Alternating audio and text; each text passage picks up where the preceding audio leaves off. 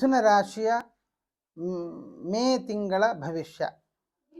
ನಮಗೆ ಈ ಮೇ ತಿಂಗಳಲ್ಲಿ 9ನೇ ತಾರೀಕಿಂದ ಗುರುಮೌಢ್ಯ ಜೊತೆಗೆ ರವಿ ವ್ಯಯಕ್ಕೆ ಬರುವಂತಹದ್ದು, ಮತ್ತು ಕರ್ಮಸ್ಥಾನದಲ್ಲಿ ಕುಜಬುಧರ ರಾಹುಗಳ ಯೋಗ, 9ರ ಶನಿಯ ಯೋಗ, ಮತ್ತು ಮೊದಲನೆಯ ದಿವಸ ಮೇ ತಿಂಗಳು ಪ್ರಾರಂಭ ಆಗುತ್ತೆ, ಅದು ಶ್ರವಣ ನಕ್ಷತ್ರದಲ್ಲಿ ಪ್ರಾರಂಭ ಆಗುವಂಥದ್ದು ಮೊದಲನೆಯ ದಿವಸ, ಅಷ್ಟಮದ ಚಂದ್ರ.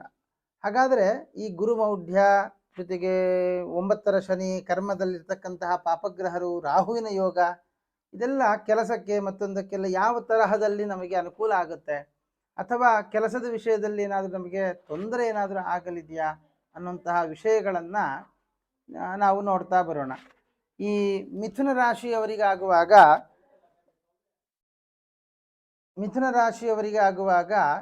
ನಮಗೆ ಈ ಗುರು ಕರ್ಮಾಧಿಪತಿ ಮತ್ತು ಸಪ್ತಮಾಧಿಪತಿ ಮತ್ತು ಕರ್ಮಾಧಿಪತಿ ಆಗಿರೋದ್ರಿಂದ ಕೆಲಸದ ವಿಷಯದಲ್ಲಿ ಒಂದು ರೀತಿಯಲ್ಲಿ ನಮ್ಮನ್ನು ಒಂದು ಕೈ ಕಟ್ಟಿ ಹಾಕುವಂತಹ ಸಾಧ್ಯತೆಗಳು. ಅಂದರೆ ನಾವೆಷ್ಟು ಕೆಲಸವನ್ನು ನಡೆಸಿದರೂ ಅಲ್ಲಿ ಕೆಲಸದಲ್ಲಿ ನಮಗೆ ಸಿಗಬೇಕಾದ ಕ್ರೆಡಿಟ್ ನಮಗೆ ಸಿಗದೆ ಹೋಗುವಂತಹದ್ದು, ಅಥವಾ ಮಾಡಬೇಕಾದ ಕೆಲಸದಲ್ಲಿ ನಮಗೆ ಇಂಟ್ರೆಸ್ಟ್ ಬರದೆ ಕೈತಪ್ಪಿ ಹೋಗುವಂತಹ ಸಾಧ್ಯತೆಗಳು ಈ ಕರ್ಮಸ್ಥಾನದಲ್ಲಿ ಕಾಣಬಹುದಾಗಿದೆ.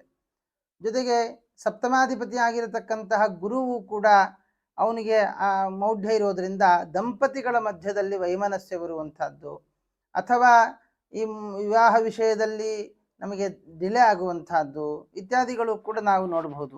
ಹಾಗಾದರೆ ಇದಕ್ಕೆ ಯಾವ ರೀತಿಯಲ್ಲಿ ನಾವು ಪರಿಹಾರ ಮಾಡಿಕೊಳ್ಳಬಹುದು ಅಂತಂದಾಗ, ಗುರು ಹಸ್ತ ಇದ್ದಾಗ ವಿಶೇಷವಾಗಿ ಒಂದು ಗುರು ಚರಿತ್ರೆಯನ್ನು ನಾವು ಸ್ಮರಣೆ ಮಾಡುವಂತಹದ್ದು, ನಮ್ಮ ಗುರು ಪರಂಪರೆ ಏನಿದೆ ಆ ಗುರು ಪರಂಪರೆಯನ್ನು ಸ್ಮರಣೆ ಮಾಡುವಂತಹದ್ದು, ಅಥವಾ ಗುರುಗಳು ಮಧ್ವಾಚಾರ್ಯರು ನಿಮ್ಮ ಗುರುಗಳನ್ನು ನೀವು ಅವರು ನಡೆಸಿರತಕ್ಕಂತಹ ಗ್ರಂಥಗಳ ಅಧ್ಯಯನವನ್ನು ನಡೆಸುವಂತಹದ್ದು, ಅಥವಾ ಅವರ ದರ್ಶನವನ್ನು ಮಾಡುವಂತಹದ್ದು. ಸೋದೆಯ ವಾದರಾಜರ ದರ್ಶನ, ಮಂತ್ರಾಲಯದ ರಾಗಪ್ಪನ ದರ್ಶನ, ಹೀಗೆ ಗುರುಗಳ ದರ್ಶನಾದಿಗಳನ್ನು ನಾವು ನಡೆಸುವುದರಿಂದಲೂ ಗುರು ಮೌಢ್ಯದಲ್ಲಿ ಬರಬಹುದಾದಂತಹ ಸಮಸ್ಯೆಗಳಿಂದ ನಾವು ದೂರ ಆಗಬಹುದಾಗಿದೆ.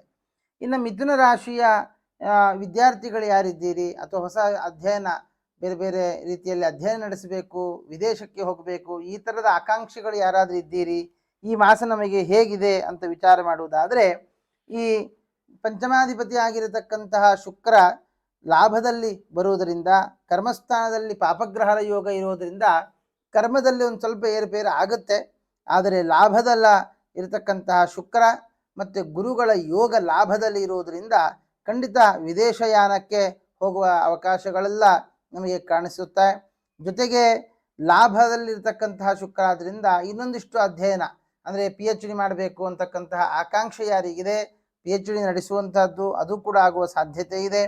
ಜೊತೆಯಲ್ಲಿ ನಮಗೆ ವಿದ್ಯಾರ್ಥಿಗಳಿಗೆ ಬಹಳಷ್ಟು ಅನುಕೂಲಗಳಿದೆ. ಆದರೆ ಗುರುಮೌಢ್ಯ ಇರೋದ್ರಿಂದ ಏನಾಗುತ್ತೆ, ಅನುಕೂಲಗಳನ್ನು ನಾವು ಯಾವ ರೀತಿಯಲ್ಲಿ ಪಡೆದುಕೊಳ್ಳಬೇಕು, ಆ ಪಡೆದುಕೊಳ್ಳುವ ಸಂದರ್ಭದಲ್ಲಿ ಏರ್ಪೇರಾಗುವಂತಹ ಸಾಧ್ಯತೆ ಇರುತ್ತೆ. ಆದ್ದರಿಂದ ಈ ಸಂದರ್ಭದಲ್ಲಿ ಮೇ ತಿಂಗಳಲ್ಲಿ ನಾವು ಪ್ರತಿನಿತ್ಯ ವಿಷ್ಣು ಸಹಸ್ರನಾಮವನ್ನು ಜಪಿಸುವಂತಹದ್ದು, ಜೊತೆಗೆ ಗುರು ಮಂತ್ರವನ್ನು ಜಪಿಸುವಂತಹದ್ದು, ಈ ರೀತಿಯಾಗಿ ಗುರುಗಳ ಪ್ರಾರ್ಥನೆಯನ್ನು ನಾವು ನಡೆಸ್ತಾ ಬಂದ್ವಿ ಅಂತ ಆದರೆ ಖಂಡಿತವಾಗಿಯೂ ಕೂಡ ವಿದ್ಯಾರ್ಥಿಗಳು ನೀವು ಅಂದುಕೊಂಡಂತಹ ಒಳ್ಳೆಯ ಕೆಲಸಗಳನ್ನು ನೀವು ಪಡೆದುಕೊಳ್ಳಬಹುದು. ಅದರಲ್ಲಿಯೂ ಪ್ರತಿನಿತ್ಯ ಶ್ರೀ ಗುರವೇ ನಮಃ ಅನ್ನುವಂತಹ ಮಂತ್ರವನ್ನು ಜಪಿಸ್ತಾ ಬನ್ನಿ, ಖಂಡಿತ ಅನುಕೂಲ ಆಗ್ತದೆ. ಇನ್ನು ಹಣಕಾಸಿನ ವಿಷಯದಲ್ಲಿ ನೋಡುವಾಗ, ಚಂದ್ರನ ಅಷ್ಟಮದಲ್ಲಿರೋದ್ರಿಂದ ಈ ದ್ವಿತೀಯಾಧಿಪತಿ ಧನಸ್ಥಾನಾಧಿಪತಿ ಅಷ್ಟಮಕ್ಕೆ ಹೋದ ಕಾರಣ ಹಣಕಾಸಿನಲ್ಲಿ ಒಂದು ಸ್ವಲ್ಪ ಏರುಪೇರು ಆಗುತ್ತೆ. ನಮಗೆ ಸಾಲಗಳು, ಅಥವಾ ನಮಗೆ ಎಷ್ಟು ಹಣ ಅನುಕೂಲ ಅಂದರೆ ಬೇಕಾಗುತ್ತೆ ಅದಕ್ಕಿಂತಲೂ ಕೂಡ ಕಡಿಮೆ ಆಗುವಂಥದ್ದು. ತ್ರಿಂಶತ್ ಭಾನು ದ್ವಿಹೀನಶ್ಚ, ಅಂದರೆ ನಮಗೊಂದು 80% ಬೇಕಾಗಿರುತ್ತೆ, 60% ಹಣ ಇರುತ್ತೆ, ಇನ್ನು 20% ಇರೋಲ್ಲ. ಇಲ್ಲಿ ಸ್ವಲ್ಪ ಮ್ಯಾನೇಜ್ ಮಾಡಲಿಕ್ಕೆ ನಮಗೆ ಕಷ್ಟ ಆಗುವಂತಹ, ಫಿನಾನ್ಷಿಯಲ್ ಆಗಿ ಸ್ವಲ್ಪ ಕಷ್ಟಪಡಬೇಕಾಗುತ್ತೆ. ಕರ್ಮಸ್ಥಾನದಲ್ಲಿ ಬುಧನ ನೀಚ ಸ್ಥಿತಿ, ಲಾಭದಲ್ಲಿ ಗುರು ಶುಕ್ರರ ಯೋಗ ಇದ್ದರೂ ಬಂದ ಹಣ ಅಲ್ಲಿಗೆ ಸಾಕಾಗಲ್ಲ, ನಮ್ಮ ಕಮಿಟ್ಮೆಂಟ್ ಇನ್ನೂ ಜಾಸ್ತಿ ಆಗ್ತಾ ಹೋಗುತ್ತೆ. ಆದ್ದರಿಂದ ನಾವು ಅದರ ಬಗ್ಗೆ ಸ್ವಲ್ಪ ಗಮನ ಹರಿಸುವಂತಹದ್ದು ಒಳ್ಳೆಯದು. ಇನ್ನು ಚತುರ್ಥದಲ್ಲಿ ಕೇತು ಇರುವುದರಿಂದ ತಾಯಿಯ ಆರೋಗ್ಯ, ಅದರಲ್ಲಿಯೂ ಕೂಡ ಕಾಲಿಗೆ ಸಂಬಂಧಪಟ್ಟಂತಹ ಅನಾರೋಗ್ಯಗಳು ಜಾಸ್ತಿ ಆಗುವಂತಹದ್ದು. ಜೊತೆಯಲ್ಲಿ ಪಾದ ನೋವಾಗುವುದು ಅಥವಾ ಸೆಳೆತ, ಉರಿ ಇತ್ಯಾದಿಗಳು ಕಾಣಿಸುವಂತಹ ಸಾಧ್ಯತೆಗಳು ಕೂಡ ಇದ್ದಾವೆ. ತಾಯಿಯ ಆರೋಗ್ಯದಲ್ಲಿ ಸ್ವಲ್ಪ ಗಮನ ಹರಿಸುವಂತಹದ್ದು ಒಳ್ಳೆಯದು. ಇನ್ನು ಸಂತಾನಾಕಾಂಕ್ಷಿಗಳು ಯಾರಿದ್ದೀರಿ ಅವರ ವಿಷಯದಲ್ಲಿ ನೋಡುವಾಗ ಒಳ್ಳೆಯ ಲಾಭ, ಪಂಚಮಾಧಿಪತಿ ಲಾಭದಲ್ಲಿ ಬರುವುದು, ಸಂತಾನ ಕಾರಕನಾದ ಗುರುವಿನ ಜೊತೆಗೆ ಇರುವುದರಿಂದ ಒಳ್ಳೆಯ ಸಂತಾನ ಆಗುವಂತಹ ಸಾಧ್ಯತೆಗಳು, ಗರ್ಭ ಕೂಡುವಂತಹ ಸಾಧ್ಯತೆಗಳು ಅಧಿಕವಾಗಿ ನಮಗೆ ಕಂಡು ಬರ್ತಾ ಇದೆ. ಆದರೆ ರವಿ ವೃಷಭಕ್ಕೆ ಬರುವಾಗ ವೃಷಭ ಸಂಕ್ರಮಣ 13ನೇ 14ನೇ ತಾರೀಕಿನ ನಂತರ ಸಂಕ್ರಮಣ ಆಗುತ್ತೆ. ಆ ಸಂದರ್ಭದಲ್ಲಿ ಸ್ವಲ್ಪ ಹುಷಾರಾಗಿರಬೇಕು. ಆದಷ್ಟು ಉಷ್ಣ ಹೆಚ್ಚಾಗುವಂತಹ ಪದಾರ್ಥಗಳನ್ನು ಅಥವಾ ಪಿತ್ತಾಂಶ ಜಾಸ್ತಿ ಆಗುವಂತಹ ಪದಾರ್ಥಗಳನ್ನು ಸ್ವೀಕಾರ ಮಾಡಬೇಡಿ.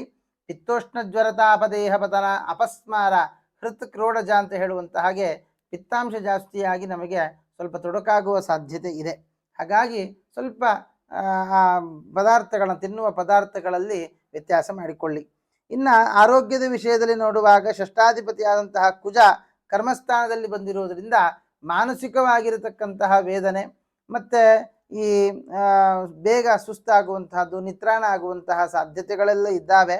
ಜೊತೆಗೆ ಮಾಂದಿಯ ಯೋಗ, ಮಾಂದಿ ಭವನಾಧಿಪತಿ ಚಂದ್ರ ಅಷ್ಟಮದಲ್ಲಿ ಇರುವುದರಿಂದ ನಮಗೆ ಮಾನಸಿಕವಾಗಿರ್ತಕ್ಕಂಥ ಒತ್ತಡಗಳೇ ಜಾಸ್ತಿ ಆಗುವ ಸಾಧ್ಯತೆ ಇದೆ. ಹಾಗಾಗಿ ಮಿಥುನ ರಾಶಿಯವರು ಪ್ರತಿನಿತ್ಯ ಪ್ರಾಣಾಯಾಮ ನಡೆಸುವಂತಹದ್ದು, ಬೆಳಗಿನ ಕಾಲದಲ್ಲಿ ವಾಕಿಂಗ್ ಮಾಡುವಂತಹದ್ದು.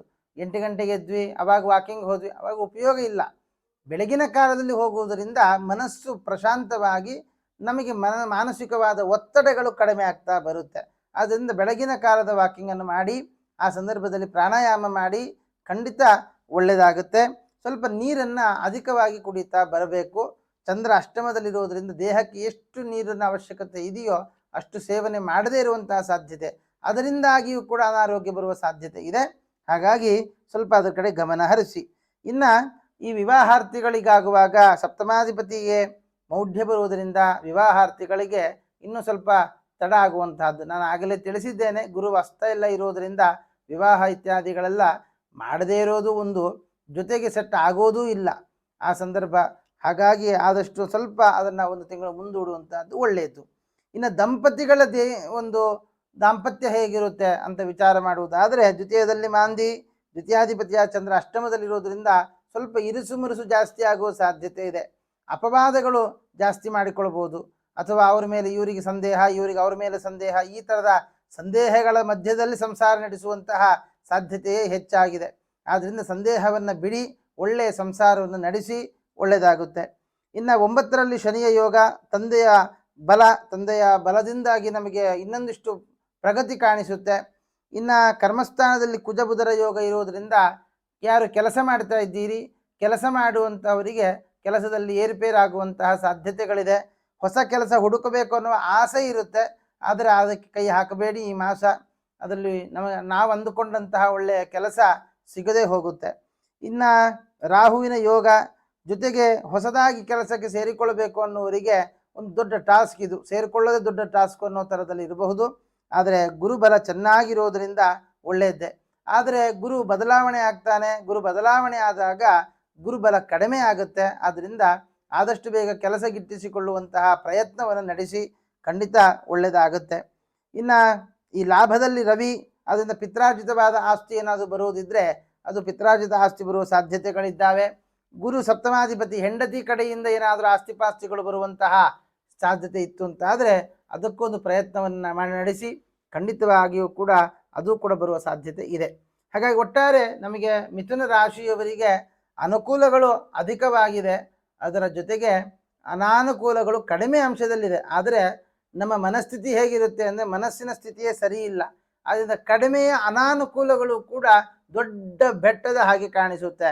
ಆದ್ದರಿಂದ ಕಾಣಿಸುವ ಬೆಟ್ಟವನ್ನು ಸಣ್ಣದಾಗಿ ಮಾಡಿಕೊಳ್ಳಬೇಕು ಅಂತಂದರೆ ವಿಶೇಷವಾಗಿ ಕೃಷ್ಣನ ಜಪವನ್ನು ನಡೆಸಿ, ಕೃಷ್ಣನ ಪ್ರಾರ್ಥನೆಯನ್ನು ನಡೆಸಿ, ಆ ಕೃಷ್ಣನ ಒಂದು ದೇವರನ್ನ ಫೋಟೋ ಅಥವಾ ಅವನನ್ನು ಮನಸಾರೆ ಸ್ಮರಣೆ ಮಾಡ್ತಾ ಪ್ರತಿನಿತ್ಯ 2 ತುಪ್ಪದ ದೀಪವನ್ನು ಹಚ್ಚಿ ಶ್ರೀಕೃಷ್ಣಾಯ ನಮಃ ಅನ್ನುವಂತಹ ಕೃಷ್ಣ ಮಂತ್ರವನ್ನು ಜಪ ಮಾಡ್ತಾ ಬನ್ನಿ. ಖಂಡಿತವಾಗಿಯೂ ಕೂಡ ಒಳ್ಳೆಯದಾಗುತ್ತೆ. ಶುಭವಾಗಲಿ.